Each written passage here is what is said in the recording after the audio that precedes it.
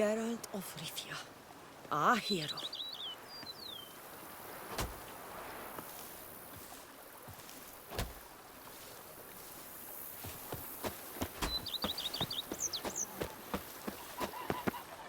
You tallywhacked the beast? Not bad.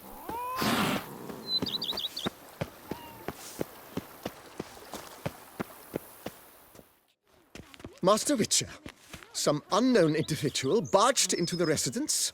I resisted as best I could, but to no avail. Who is it? Alas, they did not do me the basic courtesy of introducing themselves.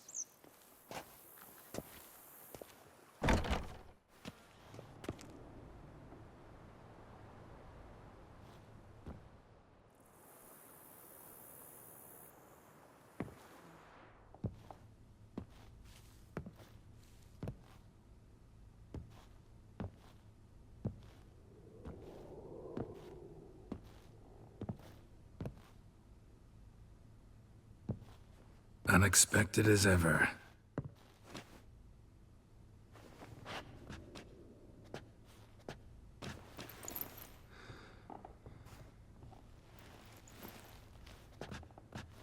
And beautiful as ever.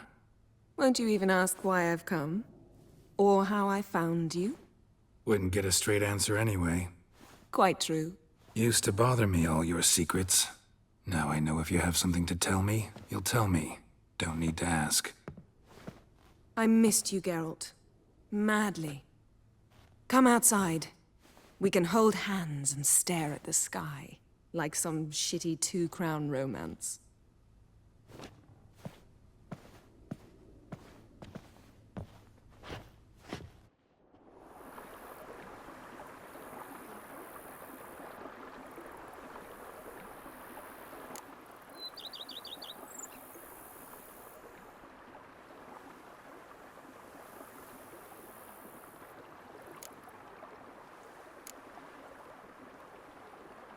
Brought quite a few books.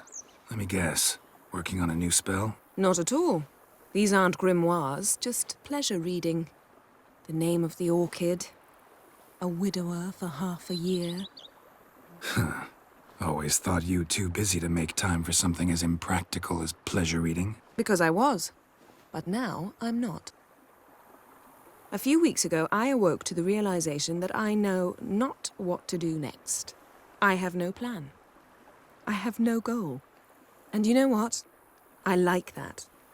Finally, I can stop thinking about politics and focus on what's important to me. Which is why I came here. Liking Toussaint so far? The landscape's lovely and the towns are charming, no question about that. But But the southern sun plays havoc with my wardrobe. To be blunt, wear black down here and you're pretty damn hot.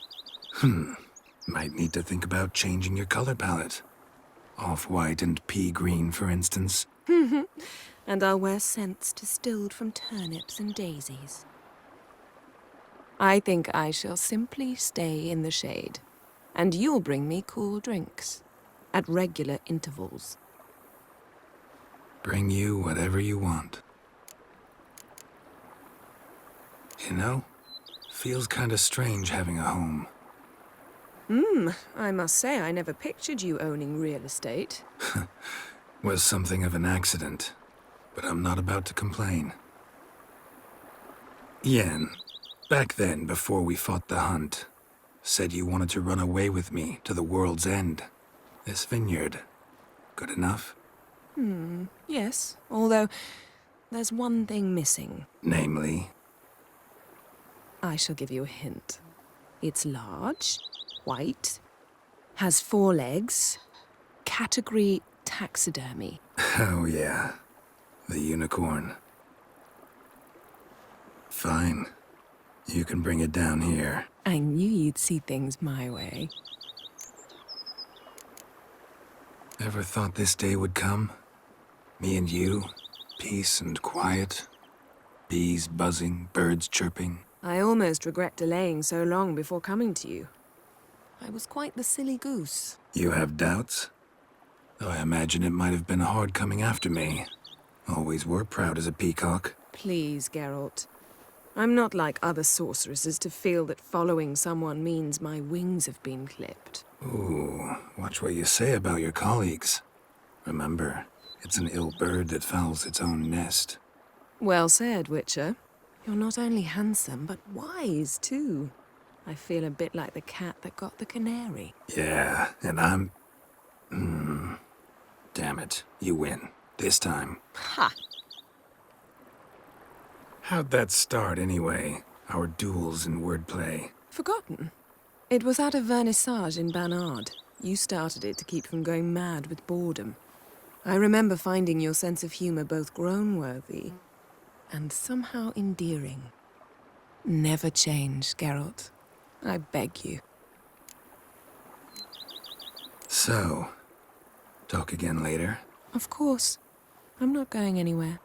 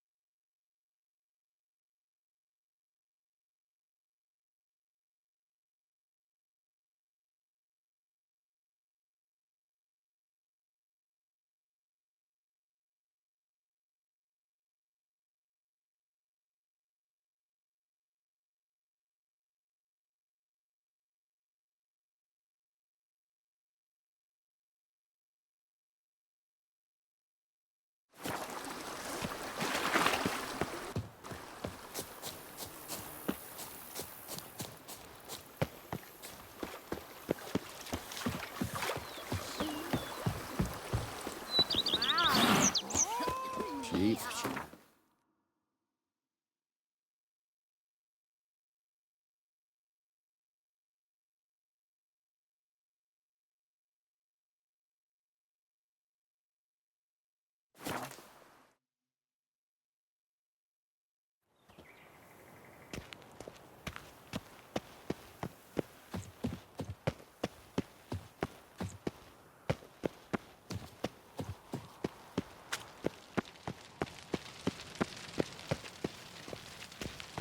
Patrolling on an empty stomach. Oh, dreadful. Greetings, Witcher. Remember, you are in Beauclair, an orderly city. Yes, Geralt? Wanted to talk. That is, if it's no bother, Your Grace. Why ever would it be? I'm listening. What is it?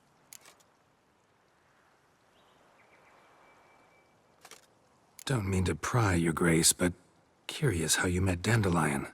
Mind telling me about it? So long as it's not a sensitive subject, that is. Oh, ancient history. My father announced a grand tourney. Julian was invited.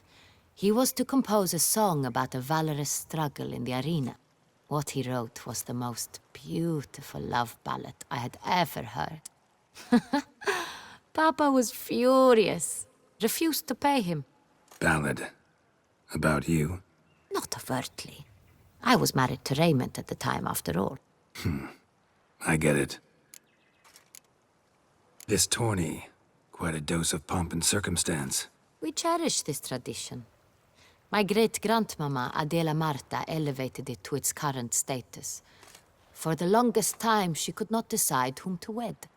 Meanwhile, her suitors, and there were swarms, often dueled one another. In their contests, Ademarta saw an altogether comfortable way of picking the prime apple from the bushel of potential husbands, determining who had what she valued most in men: strength, valor, and cunning. Thus, she commanded them to take part in tourneys, though in the end she chose none of them, and wed instead the youngest son of Nilfgaard's reigning emperor, whom she met on a journey south. But Beauclair's inhabitants had begun to enjoy the night's sparring. Very much so. And not only they. The year after, knights from far and wide gathered to face one another for sport and glory. And so it has remained. Though the price has changed. The Duchess's hand and half the duchy are no longer in the offing. Still, Beauclair's tourneys are famed the world over. Of that we are rather proud. Can't help but wonder how Toussaint manages to stay out of every war. Nilfgaard's next door, yet it never comes to so much as a minor border skirmish, not to mention a full-fledged invasion. Our knights guard our borders. And my cousin, Emperor Mir Far Emrys, assured me Toussaint would remain neutral, and has kept his promise. I have oft tried to prevail upon him in no uncertain terms, to tame his belligerence, once and for all. Sadly, he has not heeded my pleas. To the world's great sorrow, I fear. Sorrow indeed, Your Grace. Thanks for sparing the time, Your Grace. Duty calls. You got it. I understand. Understand and approve.